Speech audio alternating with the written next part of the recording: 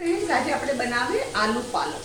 એના માટે મેં શું કર્યું, 2 જોડી પાલકને એને બરાબર સાફ કરી અને આખા પાંદડા ધોઈ કાઢ્યા અને એને મેં બાફી લીધા. એટલે ગરમ પાણીમાં 15-20 મિનિટ ખદખદાવ્યા અને પછી ઠંડી કર્યા. એટલે એમાં 5 લીલા મરચા, 5 લસણની કલી અને મોટો ટુકડો આદુનો, 1.5 ઇંચ જેટલો ટુકડો આદુનો, એ બધું નાખીને આ પાલક મેં પીસી કાઢી છે.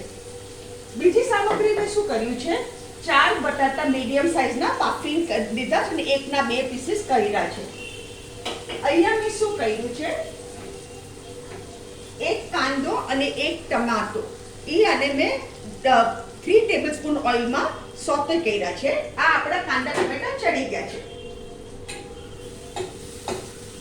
હવે હું તમને સામગ્રી કહેતી જાઉં છું, બીજી શું જોશે. આ 6 લસણની કલી છે, એના આવી રીતે ઝીણા ટુકડા કર્યા છે, એ આપણે આમાં નાખી દેવાના. મીઠું આમાં ખાલી કાંદાના ભાગનું મીઠું નાખ્યું છે, કાંદા ટમેટાના ભાગનું મીઠું નાખ્યું છે. લીલા મરચા મેં તીખા લીધા છે એટલે લાલ મરચું હું જરા લિમિટમાં લઉં છું. 5 ટીસ્પૂન લાલ મરચું,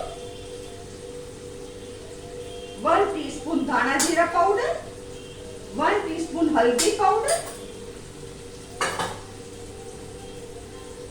અને 1 ટીસ્પૂન ગરમ મસાલા. આને આપણે બરાબર મિક્સ કરી દઈએ. આ બહુ સરસ લાગે, ધાબા સ્ટાઇલ લાગે, એકદમ ટેસ્ટી ધાબા સ્ટાઇલ આલુ પાલક.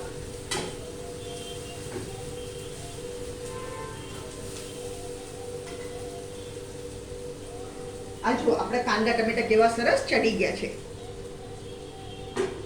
હવે અહીંયા મેં ગેસ ધીરો કર્યો છે અને એમાં આપણે નાખશું પાલક.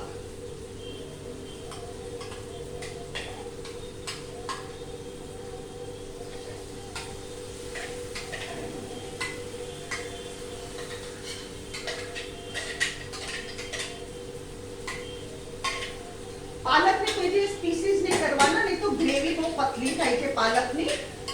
એને આખા જ પાંદડા રહેવા દેવાના સાફ કરીને અને એને જ બાફવાના.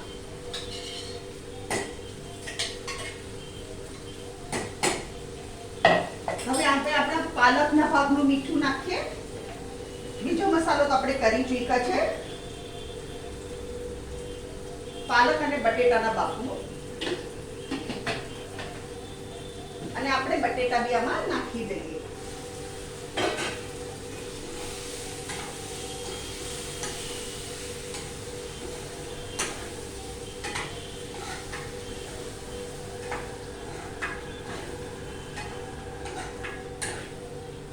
હવે મેઇન ઇન્ગ્રેડિયન્ટ છે આમાં ફ્રેશ ક્રીમ. આપણે ફ્રેશ ક્રીમ, નાની વાડકી ફ્રેશ ક્રીમ નાખીએ. એમાં શું થાય, પાલકની તુરાશ હોય ને એ વહી જાય. પાલક યુઝ્યુઅલી તુરી લાગે.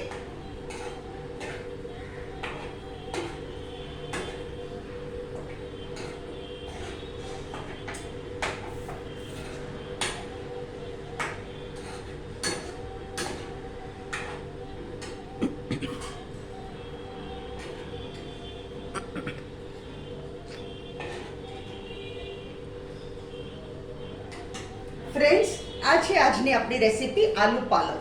અગર તમને મારી રેસીપી પસંદ આવે તો કમેન્ટમાં જરૂરથી લખો અને તમે બી બનાવો અને ફેમિલી સાથે એન્જોય કરો.